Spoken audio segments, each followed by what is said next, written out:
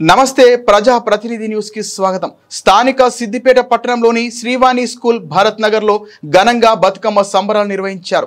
తెలంగాణ ఉనికిని సాంప్రదాయాన్ని తెలియజేసే పండుగగా మహాలయ అమావాస్య మన తెలుగుంటి ఆడపడుచులు పూలనే గోపురంగా పేర్చి తమ శ్రావణమైన గొంతుతో లయబద్ధంగా పాడే పాటలను చేసే నృత్యాలు చూసే వారికి కళ్ళ పండుగగా ఉంటుంది।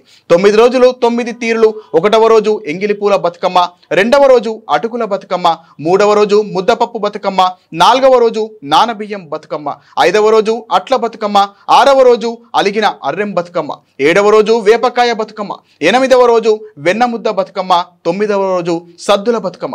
ఈ బతుకమ్మ పండుగను ముందస్తుగా విద్యార్థిని ఉపాధ్యాయునిలు తీరొక్క పూలతో బతుకమ్మను పేర్చి మరియు పసుపు ముద్రలతో కొలిచే గౌరమ్మ ఆడపడుచులకు పసుపు కుంకుమాలతో సౌభాగ్యంగా ఉండాలని ఆశీర్వదిస్తోందని ఈ కార్యక్రమానికి ముఖ్య అతిథిగా సిద్దిపేట జిల్లా మున్సిపల్ చైర్పర్సన్ కడవెరుగు మంజుల రాజనర్సు గారు విచ్చేసి అనంతరం విద్యార్థినులతో బతుకమ్మ ఆటపాట్లతో ఆటలాడుతూ ఎంతో మురిసిపోయారు। అనంతరం పాఠశాల డైరెక్టర్ సిహెచ్ సత్యం మాట్లాడుతూ తెలంగాణ రాష్ట్రంలో జరుపుకునే గొప్ప పండుగని విద్యార్థులు చదువుతో పాటు పండుగ విశిష్టత గురించి తెలియజేస్తూ ఈ పండుగను గత 12 సంవత్సరాల నుండి మా పాఠశాలలో బతుకమ్మ పండుగను జరుపుతున్నామని ముందస్తుగా తెలంగాణ ఆడపడుచులకు బతుకమ్మ దసరా శుభాకాంక్షలు తెలియజేశారు।